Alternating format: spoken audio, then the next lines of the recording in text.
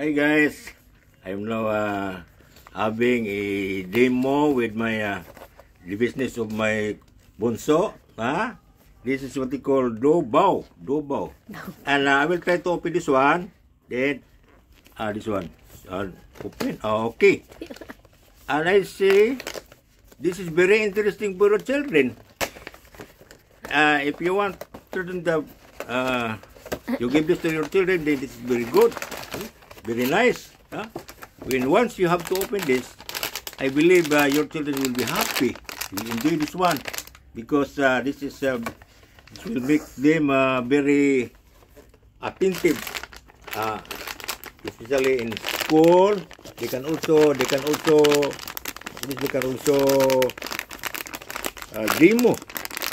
demo for this. So I will open this one. You see.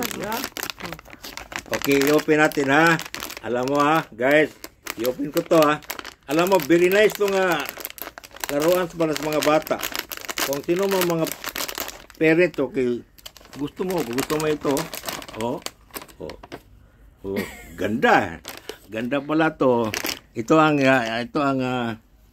ang toys na dapat ma-enjoy ang mga bata. Mayroon ang apo ko, meron dito Binilan ko mga apo ko dito upang malaman nila na very interesting. So, ngayon, pwede ito yung mga mata, malibat-libat. Pwede itong mata ito, malibat-libat. Pwede itong mo-close lang mata. And then, after that, malibat. After that, makalingaw kayo. Alam mo, mga kaibigan, makalingaw kayo Huwag ko kuhan na pero kaya akong bonso ba, nagligoso man So, akong gisuayan, kung sa kanindot gining ko kanindot gining laruan sa mga bata. Maiman di ini. So, if I were you, you give this to your children.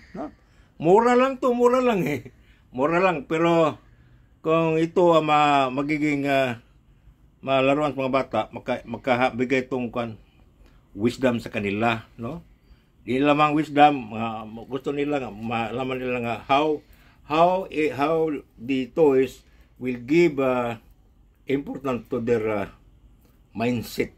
So, important to the mindset. So, therefore, kailangan i-rate mo yan kung anong rate mo dyan. Kailangan mo, anong rate mo sa sa laruan na yan? This one? Ano i-rate 1 to 10? Okay, this for me this is 9. I will rate 9 because makatulong kayo sa mga kabataan. Ano makatulong? Makatulong sa kabataan, hindi na sila maglaro sa cellphone. Hindi na sila mag-YouTube, hindi na sila magano pa diyan. Ito na lang ang dapat nilang gawain upang sila ay masaya. Gusto natin ng ating mga kabataan masaya. Okay? Hi. Okay. Thank you. Relax.